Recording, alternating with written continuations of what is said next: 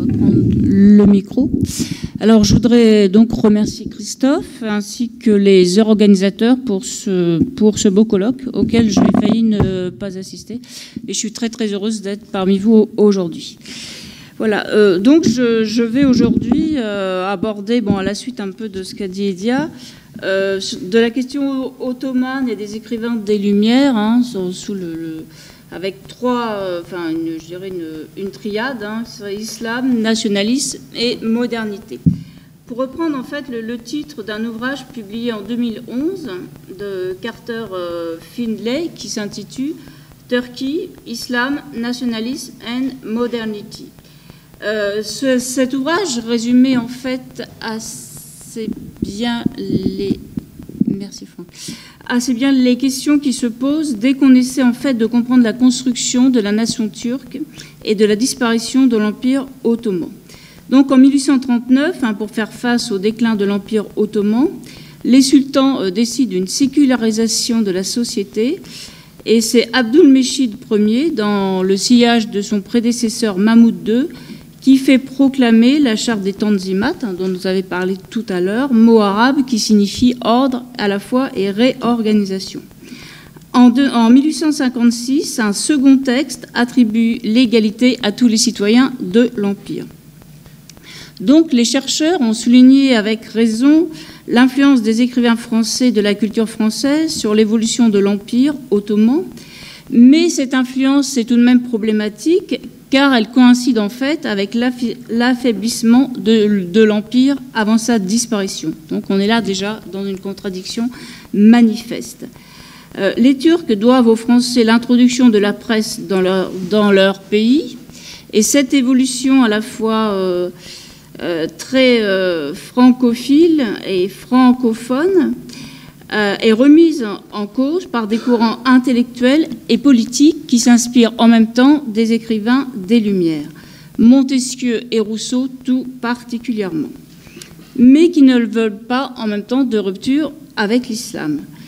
Chronologiquement, donc, il s'agit en fait du courant des jeunes ottomans, dont Edia nous a parlé tout à l'heure, autour de Namik Kemal, qui traduit Montesquieu dans des journaux ottomans. Ensuite, c'est le courant des jeunes Turcs, représenté par Ahmed Riza, dont je parlerai. Et troisième mouvement, donc les nationalistes turcs, qui se rassemblent autour de Mustafa Kemal et proclament la République en 1923. Donc, en fait, les références aux écrivains des Lumières sont constantes dans leurs écrits, mais souvent pour différentes raisons. Namik Kemal refuse très clairement les conceptions laïques de Voltaire, donc qui se réfère à Montesquieu, comme on l'a vu, et défend l'idée donc de patrie à la fois ottomane et musulmane. Ahmed Riza, qui a lu énormément Diderot, d'Holbach, Montesquieu, Rousseau et Voltaire, évoque très souvent les opinions de ces derniers à l'égard des Turcs et de l'islam, mais en fait, les extraits choisis évoquent très souvent les opinions de ces derniers à l'égard des Turcs et de l'islam, mais en fait avec un seul but, c'est défendre l'Empire ottoman contre les impérialismes occidentaux. Donc en fait là, la référence à l'Occident est un outil pour contrer l'impérialisme directement occidental. Et ensuite, donc, le passage à la République en 1923, donc conséquence de la dislocation de l'Empire ottoman, change les conditions de réception des écrivains des Lumières. Mustafa Kemal, il s'agit de Mustafa Kemal, il se réfère nettement à Rousseau, parfois de façon un petit peu quand même évasive. Alors en fait, de 1839 à 1923, les lectures des écrivains des Lumières sont donc extrêmement ambivalentes. Si les élites et les administrateurs sont formés à l'occidental et admirent la culture française, les visées impérialistes des États occidentaux poussent les intellectuels à la recherche d'une identité turco-musulmane qui rejette en partie la civilisation occidentale. Ils cherchent donc, comme je l'ai dit, chez les écrivains des Lumières, des éléments de critique à l'égard des mœurs occidentales. Pour Ahmed Riza, le comportement impérialiste de l'État français, le mépris, il parle de mépris à l'égard du peuple turc, constitue une déviation de la voie tracée par les Lumières qui ont dénoncé la colonisation et les politiques de conquête. Alors il admire le baron d'Holbach et il reprend à son compte les attaques de notre cher baron contre la chrétienté et en même temps il valorise la religion musulmane. L'occupation du territoire turc après 1918 par les armées à la fois grecques, italiennes, françaises et britanniques représente un traumatisme pour les intellectuels turcs, mais aussi un tournant dans cette construction turque, et elle renforce en fait l'identité. L'idée nationale est alors exaltée chez Mustafa Kemal, au détriment évidemment de la religion. Alors j'aimerais examiner donc de près les textes de ces trois intellectuels et hommes politiques, qui retournent donc bien souvent les écrivains des Lumières, comme j'ai dit, contre la politique occidentale, et se méfient par ailleurs de l'importation révolutionnaire dans leur pays. Donc cette histoire mouvementée de l'Empire ottoman, très vaste, des Tanzimat jusqu'à 1923, en passant par la révolution de 1908, explique en partie, je dirais, l'évolution du regard des Turcs sur l'Occident. Et j'aimerais comprendre comment elles transforment leur vision des écrivains des Lumières. Alors pour comprendre évidemment la complexité de l'évolution de l'Empire ottoman, jusqu'à sa disparition, il faut rappeler que cet empire s'étend quand même sur 3 continents, l'Afrique, l'Asie et l'Europe, et qu'après la conquête de la Bulgarie, de la Serbie, de la Hongrie au XIVe siècle, et on voit que les pouvoirs s'étendent jusqu'au territoire algérien dont les dirigeants demandent l'appui du pouvoir ottoman. C'est durant le règne de Soliman, pour apprendre un peu cette histoire, que le développement des arts, des sciences et des lettres est à son apogée. Ensuite, l'affaiblissement de l'Empire à partir du XVIIIe siècle correspond, c'est bien ce que je disais tout à l'heure, en fait, à l'occidentalisation et surtout à la francisation des élites ottomanes. Donc on a un même mouvement qui est affaiblissement et occidentalisation. Cette occidentalisation s'est surtout développée sous l'influence d'Ibrahim Pacha, le grand vizir, c'est-à-dire le premier ministre du sultan Ahmed III, et c'est durant son vizirat que sont élaborées, en fait, selon les conseils d'un Français protestant qui s'appelait Rochefort, les premières propositions pour modifier l'organisation de l'armée ottomane. Un émissaire est envoyé en France, en fait, pour étudier les méthodes de gouvernement et d'éducation françaises. Mais c'est surtout, en fait, sur le domaine militaire que sont entreprises les premières transformations. Alors, on a quand même une première imprimerie ottomane qui est installée en 1726, des relations extrêmement cordiales qui s'établissent entre les élites turques et la cour de Versailles. On a même appelé l'époque du sultanat d'Ahmed III l'ère des tulipes, parce que cette fleur qui avait été découverte en Europe était devenue l'objet d'un véritable engouement à Istanbul, l'ère des tulipes. Donc, malgré les précautions prises pour masquer cette occidentalisation, elle provoque en fait une véritable résistance des Turcs, un soulèvement du corps des janissaires qui aboutit à l'abdication d'Ahmed III et à l'exécution de son vizir. Les vizirs, en fait, et les élites bureaucratiques sont accusés de corruption, d'occidentalisation et seront souvent la cible des jeunes ottomans. Alors, les réformes s'accentuent ensuite avec le sultan Selim III, avec Mahmoud II, qui a aboli le corps de janissaires, etc. Alors, ce que je voudrais souligner, c'est... on parlait tout à l'heure des Tanzimat, 1939, une ordonnance qui était connue aussi sous le nom de charte de Gullane, G-U-L-H-A-N-E, qui garantit l'inviolabilité de la vie, de la propriété à tous les sujets de l'Empire. Elle est complétée en 1856. Et en fait, on voit qu'en Occident, cette charte est admirée par des intellectuels comme Auguste Comte, qui s'enthousiasment vraiment pour cette réforme, et qu'en revanche, les intellectuels ottomans sont beaucoup plus réticents, puisque le mouvement des jeunes ottomans considère que cette charte donne trop de prérogatives aux États occidentaux et qu'elle n'est pas limitée par les principes de la charia. Donc c'est quand même la grande question qui se pose. Et si l'occidentalisation et l'influence de la Révolution ont pris une part importante dans la mise en place des réformes, Sherif Mardin, dans son ouvrage qui s'intitule « The Genesis of Young Ottoman », paru en 2000, fait remarquer qu'aucune traduction des écrivains européens n'a été entreprise durant la première moitié du XIXe siècle. Et qu'en revanche, on compte un nombre important de textes islamiques traduits en turc. Donc on voit bien qu'en fait, cette occidentalisation est quand même remise en question. Ça explique en partie la complexité de l'idéologie des jeunes ottomans qui souhaitent, on l'a vu tout à l'heure, en fait, une synthèse entre la philosophie occidentale et la tradition islamique. Et c'est particulièrement le cas chez Nami Kemal, sur lequel je vais revenir, mais brièvement. Donc il est né en 1840 d'une mère d'origine albanaise et d'un père astronome, issu d'une dynastie de dignitaires ottomans. Donc comme tous les jeunes ottomans, sa formation est passée par un emploi au bureau des traductions. C'est ainsi qu'il établit ses premiers contacts avec le monde occidental, en fait.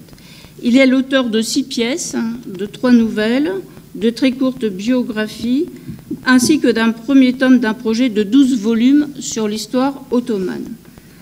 Mais comme le précise Cherif Mardin dans son ouvrage, en fait, le cœur de sa théorie politique et de ses appréciations sur les philosophes des Lumières est à chercher dans les articles de journaux. Ceux de Ibret, I-B-R-E-T, qu'on peut traduire en turc par la leçon ou l'exemple, Ibret, Hurriyet, dont on a parlé tout à l'heure, qui signifie liberté en turc. Il dirige également le journal Tasvir et Efkar, excusez-moi pour l'accent, et exposé des idées après donc l'exil de son directeur, Shinasi, en Europe. Alors, il fait paraître également des traductions de Montesquieu dans un autre périodique qui s'appelle Mirat et qui appartenait à Refik Bey. Alors, Nami Kemal doit prendre la route de l'exil avec Ziya Pacha en 1867. Il arrive à Paris donc le 31 mai de cette même année. Et le 10 août, donc, il se retrouve dans la maison d'un exilé et une nouvelle organisation naît sous le nom de Société des Nouveaux ou des Jeunes Ottomans. Voilà. Donc, en fait, cette société est née à Paris. Ils font paraître un journal, le Mubir, à Londres, puisqu'après, il doit aussi partir à Londres.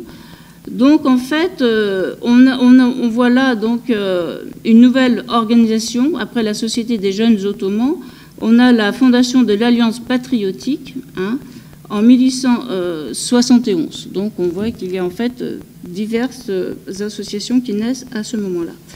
Donc, ensuite, Nami Kemal rentre à Istanbul, puisqu'une amnistie leur est accordée par le nouveau vizir. Et ils font paraître à ce moment-là un nouveau journal. Alors, en fait, pour bien comprendre la place des écrivains des Lumières chez quelqu'un comme Kemal, il faut à la fois comprendre son immersion dans le courant libéral occidental et son attachement à la grandeur du passé ottoman et à l'islam.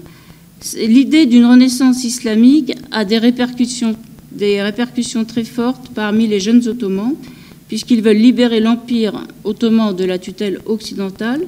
Ils inventent le concept de panislamisme qui vise à l'union des peuples musulmans, ce qui n'existait pas d'ailleurs chez Kheireddin Pacha en Tunisie. Donc ça, c'est vraiment propre à l'empire ottoman, puisque l'obsession, c'est d'une part d'arrêter le déclin de l'empire et d'autre part de contrebalancer le pouvoir des bureaucrates de la porte.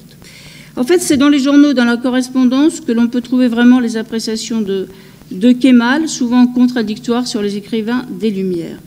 Dans une lettre à Ghalib, un poète à la fois traditionnel et mystique, l'un de ses mentors, Kemal explique que les positions de Voltaire sur l'islam proviennent des mauvaises sources qu'il a utilisées. À ses yeux, un bon gouvernement doit accomplir les vœux de la charia. Et lorsqu'il essaie de penser les origines du gouvernement dans l'un de ses articles les plus importants, de Hurriyet, paru le 20 juillet 1868, il avance, il dit que l'homme est naturellement enclin à nuire à ses semblables et que la liberté des hommes ne peut être maintenue qu'en société. Et comme tous les citoyens ne peuvent s'occuper des affaires du gouvernement, la nomination d'un imam est donc une nécessité pour lui. Il veut nettement échapper à l'influence de Rousseau, qu'il critique extrêmement durement. Et là, il laisse entendre que la première étape de la constitution de la société, ayant pour but de protéger les hommes, est identique à celle qui suit, c'est-à-dire à la charia. Donc il y a en fait un moment, c'est vrai que c'est un peu confus dans sa pensée, puisqu'il identifie la charia à la fondation de la société. C'est un petit peu étrange. D'autres textes montrent qu'il n'est pas vraiment convaincu lui-même par cette identification de la loi naturelle à la charia, mais en tout cas, il ne s'écarte jamais de la prédominance de la loi islamique. S'il est très attaché à la notion de liberté, comme on l'a vu tout à l'heure, il ne justifie absolument pas le droit à la révolte et critique radicalement la conception de volonté générale. C'est quand même quelque chose de toujours constant chez Namik Kemal, c'est qu'il est très très opposé à Rousseau. Alors pourtant, dans un numéro d'Hurriyet, là du 29 septembre 1868, il y en a eu un autre donc très important en juillet et cet autre donc en septembre, il défend l'idée que le peuple doit avoir la possibilité de participer à un gouvernement représentatif, mais là il développe plus l'idée d'harmonie universelle telle qu'il a trouvée chez Montesquieu en fait. C'est cette idée qu'il développe, puisqu'il a traduit les considérations sur les causes et la décadence des Romains, etc. Donc, c'est aussi cette traduction lui permet de s'interroger lui-même sur la décadence de l'Empire ottoman. Donc, en fait, il s'appuie sur Montesquieu pour essayer de comprendre pourquoi l'Empire en est arrivé là. Et il est parfois aussi, même très souvent, très critique à l'égard de la sécularisation qui a commencé avec les Tanzimat. Les références islamiques sont prépondérantes dans sa pensée. Et il est très critique également envers l'athéisme de d'Holbach et même, dit-il, de Voltaire. Je lui laisse cette appréciation. Alors, donc, deuxième mouvement, le mouvement des jeunes Turcs, qui s'inspire directement des jeunes Ottomans. Alors, ce mouvement est né en fait en 1889, au sein de l'école militaire d'Istanbul. Ses membres réclament le rétablissement de la constitution de 1876, supprimé par le sultan Abdulhamid II en 1878. À partir de 1875, l'Empire ottoman en fait traverse une profonde crise économique. Il y a une banqueroute énorme qui ne permet plus de rembourser les emprunts. Et en fait, en 1881, c'est important aussi de parler un peu de ce genre de choses parce qu'on comprend pourquoi il y a une mainmise quand même de l'Occident sur l'Empire et cette critique à l'égard des Occidentaux. Donc en 81 aussi, il y a la création de la dette publique ottomane qui est placée directement sous le contrôle des Européens qui contrôlent donc en partie les revenus du pays. La naissance donc du mouvement des jeunes Turcs en fait constitue une réaction à cette mainmise des puissances européennes sur l'économie du pays. Certains membres comme Ahmed Riza sont exilés à Paris où a lieu le premier congrès en fait de l'association des jeunes musulmans des jeunes Turcs en 1902. Alors, il existe plusieurs tendances au sein de ce mouvement. L'un, je dirais, occidentaliste, le deuxième, plus islamique, et un troisième dont fait partie Ahmed Riza, nationaliste et autoritaire, qui voulait défendre l'intégrité territoriale de l'Empire contre les pertes des différents territoires. Alors bon, Ahmed Riza est né à Istanbul en 1859 d'un père député d'une mère d'Europe centrale. Il fait ses études au lycée de Galatasaray, puis part étudier l'agriculture en France. À Paris, il subit l'influence d'un disciple d'Auguste Comte, très très influent, qui s'appelait Pierre Lafitte. Et en 1895, il commence la publication d'un bimensuel, le Mesveret. Sa devise, la devise du mouvement des jeunes Turcs deviendra ordre et progrès. Le journal fut diffusé à Istanbul de façon clandestine.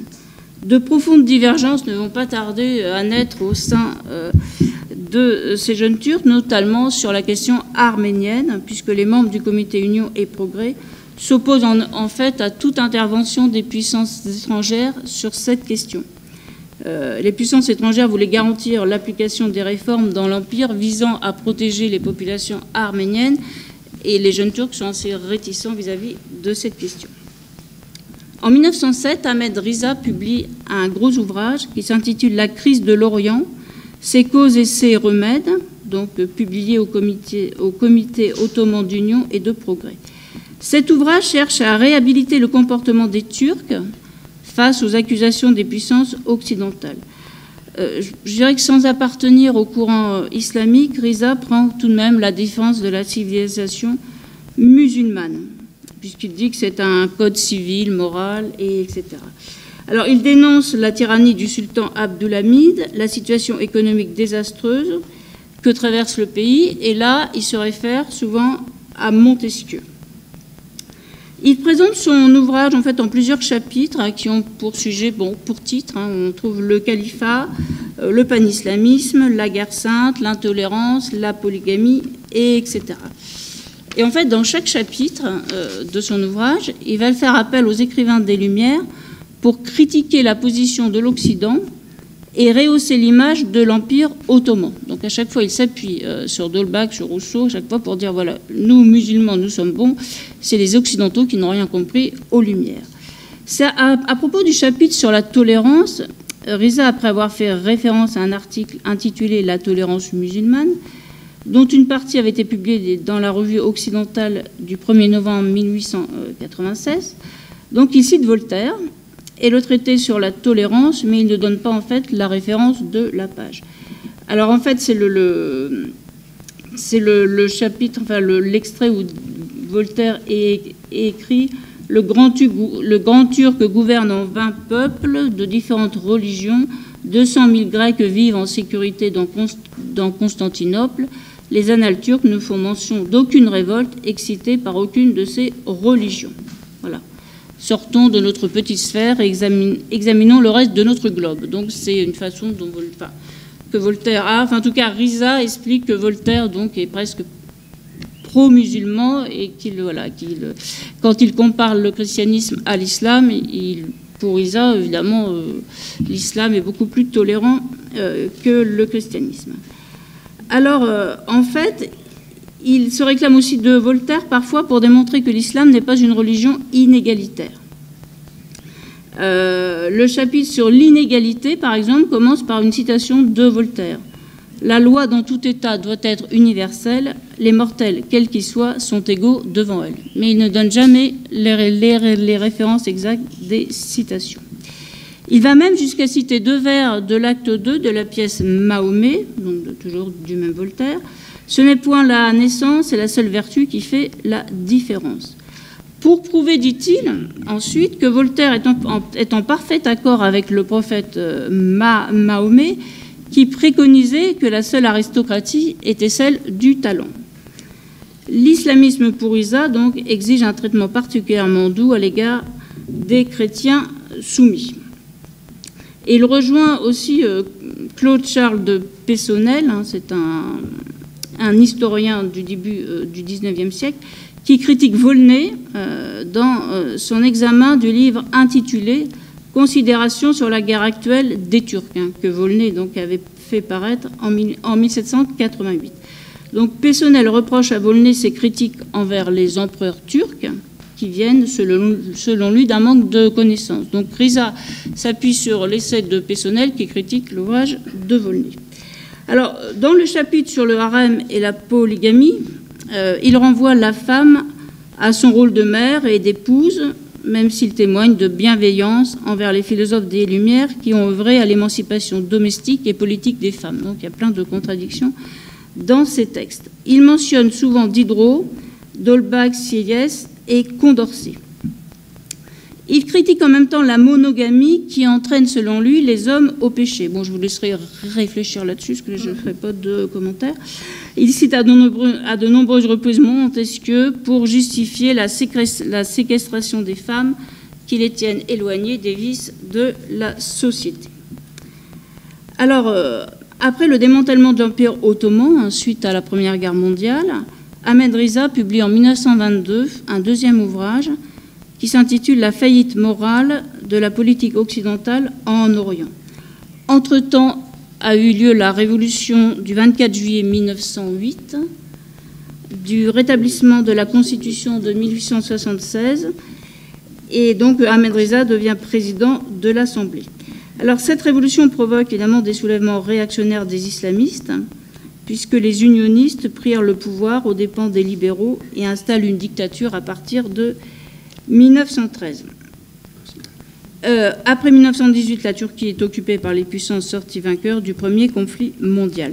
Donc la rédaction de ce deuxième essai, de la faillite morale de la politique occidentale, s'inscrit dans un contexte particulier de la destruction de l'Empire ottoman. Alors elle rend encore là un hommage très appuyé aux écrivains des Lumières, mais dénonce surtout la politique barbare de l'Occident à l'égard du peuple turc. Et là, il cite beaucoup d'écrivains des Lumières. Comme beaucoup de mes compatriotes, dit-il, j'ai étudié évidemment les œuvres du XVIIIe siècle. Je me souviens encore du plaisir que j'éprouvais à la lecture de La morale universelle du baron d'Holbach. Plus tard, le positivisme développa ma croyance et mes sentiments.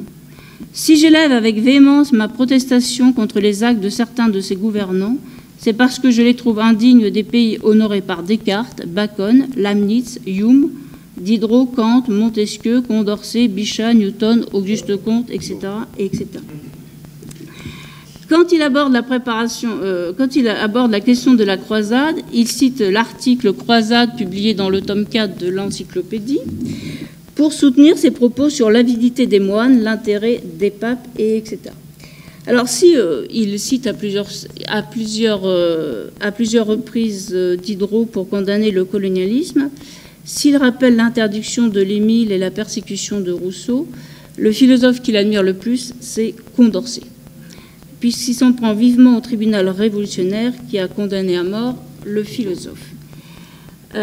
Il écrit, je cite à propos de Condorcet, « Il faut vraiment être dépourvu de sentiments patriotiques et humanitaires pour approuver la mort du grand Condorcet qui s'est fait, lui, toute sa vie le défenseur des opprimés, l'apôtre de la liberté, le fondateur des principes de 1789, par conséquent, dit-il, le préparateur de la grande révolution. » Il écrit plus loin, « Quoique étranger, j'ai une très grande vénération pour cet homme admirable qui mit tout son savoir au service de l'humanité et s'est consacré au salut de sa patrie. » Alors, on ne doit pas s'étonner qu'un disciple d'Auguste Comte soit un grand admirateur de Condorcet pour Ahmed Riza.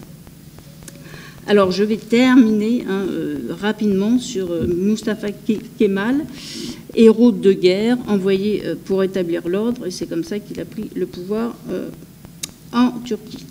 Alors, je dirais sur Mustafa Kemal qu'en fait, il connaît assez mal les écrivains des Lumières, mais surtout, donc je coupe, et il connaît moins bien, enfin, il semble moins bien connaître les philosophes des Lumières que Kemal et Riza, mais comme Ahmed Riza, il a une lecture utilitariste des philosophes du XVIIIe siècle. Parce que Namik Kemal, c'était un véritable philosophe qui s'interroge sur l'origine de la société, les conditions politiques d'une société libre, et ensuite la désintégration de l'Empire ottoman et la mainmise des puissances occidentales semblent avoir transformé l'usage qui est fait des Lumières, c'est-à-dire qu'elles deviennent surtout un outil pour critiquer les politiques européennes à l'égard des Turcs, ce qui est moins le cas chez Namik Kemal, mais on voit ensuite un tournant avec Riza et Mustafa Kemal. En fait, à chaque fois, les Lumières sont toujours utilisées contre l'Occident. Merci. Et excusez-moi d'avoir été un petit peu longue.